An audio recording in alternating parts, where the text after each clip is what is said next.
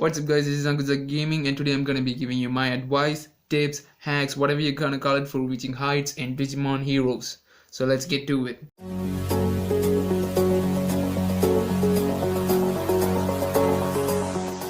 So the first thing you're gonna have to do is keep priorities. And this is the priority you wanna follow. Number one is Digimoney, the golden coins that you get in the game from the spins and everything. That is the number one thing. Number two, followed by the golden floppy disk for evolution, the most highly valuable disk you can get in the game. And number three is the bits. You get it from battles, that's it. You get it from fighting. But there's one thing more valuable than all three of this combined, and it's burst capacitors. Speaking of burst capacitors, you won't get it anywhere else. You will only get it in game. You can't buy it. There's no way. You have earned this thing, or starting out you'll get it once in a month. That's how all noobs have to do it. You have to suffer through it. So speaking of burst capacitors, never waste a burst capacitor on any Digimon less than SP level. I did it. I regret it. I used it on my Lady Devimon and Devimon card. I don't know, the other way around. And I regret it big time. So you don't want to do that. Only use it on LR Digimon if you can, because the most powerful player in the game probably bursted all LR Digimons. And if you save up your burst capacitor, if you have that kind of patience, good for you. But you can use it on SP plus Digimon too. It's still worth it. Now let's come to items. So the most common items you will be getting in the game other than the bits is the evolution capacitors. You can sell these things, but you have to keep at least 20 of each class and each level capacitors. That means medium, small, large, 20 of each, and class like this dragon, knights, and nature and whatever. Keep 20 of each. Now let's come to the good part, the battles. I know there's a saying called a good offense is the best defense, but not in this game. The defense is the best defense. If you have the best defense, you're gonna like swim through all the enemies, you know. Defense is the first thing. And when you're starting out, stats are important. If your Digimon has a good high attack and defense, it's good. But as you progress, when you reach about level 150, the first priority is skills. This is how I arrange the skills from the most important to the least. No, there are so much skills that I haven't mentioned here, but these are the top 4 most important skills that you need in your team. You must have at least 3 of these. So the first most important thing you must have is change all cards, and some of them you'll get wild cards. Change all cards in deck, and probability to get wild cards, like cards like Lowemon and others. That's one skill you must have, yes, to be able to own all kinds of enemies. It's very useful in PvP. If you have bursted Lowemon, that's very good. So that's the first most important one. And the second one is a combination of 2 cards. But if you combine this, it's more important. It's like more valuable than 1. But since it's 2 cards, I have placed it at number 2. That is change all cards to 9 and add 2. So you will end up having all cards as wild cards. So that's like better than the first one, but it's 2 cards, so you'll need 2 of these Digimon. I don't know if there's a Digimon who has main skill and leader skill with both these skills. I don't think so. Let's get to number 3 though. It's high defense. Any Digimon that can give you high defense, medium increase, high increase preferably. But yeah, that's the card you need. And number 4 is high offense. It's not that important, but if you're like, if you feel like you're going slowly through all the enemies, and if you want to clear it out faster, having a card that increases offense is always good. Let's get to PvP. Everyone's excited about it. You get to show off your Digimon, battle against other people, probably win, but if you're a noob, most likely lose. But I'll tell you this now, you do not want to waste your PvP floppy disk if you're level below 100, because anyway you're not gonna reach some huge rank or anything. Maximum 1000, you'll collect 1000 points. So you have to try that. You have to try that without wasting your floppy disk, because once you reach level 150, level 170, the only way you can get a burst capacitor is by reaching 2500 points.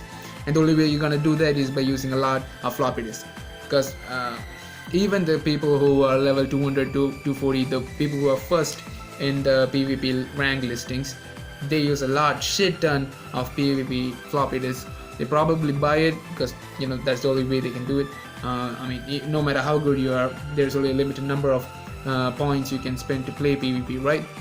So you don't want to waste that. Tower battles. First of all, if you're a guy who's below level 140, you won't reach much heights in tower battles, probably maximum level the tier 10. But after that, if after tier 10, if you are able to cross it, my advice is having a team with one Digimon of one class, then having two sets of Digimon with the other class. Like for example, one knight with two dragons and two nature, or one knight or one dragon and two knights and two holy. However you want to choose it, because that way you can push through the levels fast, because it gets a little tiring. It's very slow and it never stops, and the Digimon there have good defense. It's like the real defense of those Digimons, and you're gonna have a hard time if you don't like change up your team. You'll think having the team with all different classes is the way to go, but it's not, trust me. Coming back to items, batteries are important, right? If you want to train, if you want to reach level up faster, you would obviously waste your batteries like I did when I was a noob. I just spent all my batteries and reached level 100 very fast. But looking back at it, it was not a good decision. You want to save up your batteries. I'm not saying save up your batteries till you reach level 100, because that's a pain in the ass, but save up your batteries for the flash events. You want to have batteries for flash events, because you probably won't spend too much money buying all these things unless you're filthy rich. So the batteries, you'll get like 2-3 weeks between two flash events, and you'll probably get around 5-6 floppy disks just by the spinning the gears. So save up on that and use it for the flash events. The dark gear spins that you get every 5-6 hours, I think. My advice is for noobs who are not rich, below 100. If you're rich, you're not a noob, then my advice is to use up to 6k of the spins. Like first one is free, then you do the 3k, then you do the 6k. Just keep it like that and stop. Okay, then after 6 hours, try the next one. But if you're rich, you have a lot of money, or if you're a pro, you get money easily, then you can go up to 12 or even 24k. But beyond that, it's just stupid. You're just wasting your money, and you're probably not gonna get the Boltmon as a gift or anything. So why waste your money, right? Now we come to DGX. My first advice, it should be obvious, but if you're a noob, like now noob refers to people who are below level 170 at least, you won't be getting that much Digi money. So please do not waste it on the DGX which you get from the Digi money. So like it's not worth it, because you probably get one LR or a good rare Digimon from the DGX. But how long do you think it's gonna take to collect all 5 of them and burst them? You won't. It's gonna take a huge long time unless you're filthy rich. You spend like around $1,000 on this game, and you keep on hatching all the eggs. Maybe then, but nobody's gonna spend that type of money. From people I know won't. I don't know if you know people like that, but my advice is don't do that.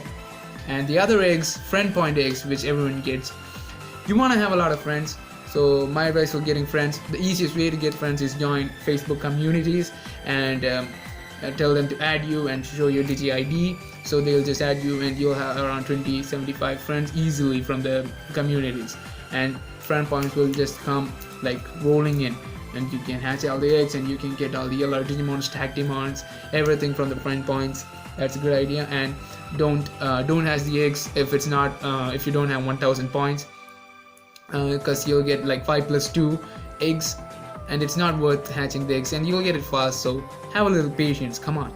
My final advice is, if you're a noob, for noobs only, don't quit at this game. Yeah, starting out you think it's not worth it, it's a card game, it's not that interesting, but seriously, I started around August this year, and it's New Year now, January 1st to be exact, and look at me, I'm level 170, so 0 to 170 in around 4 or 5 months. I'm thinking by my next birthday, again in August, I'm gonna be around like 200, 220 at least. So stick with it, give it 1 year, you're gonna be a pro, but you should not give up. You should like constantly. I'm not saying you to waste your time on this game, but whenever the notifications come, like hatch all the eggs, do all the events. Don't waste your time too much on PvP unless you're a pro, and you'll be good. You'll be a pro in no time. 1 year, 2 year max. That's all, guys. See you later. Subscribe, like, comment. Any other advice if you have, drop it down below. See you later.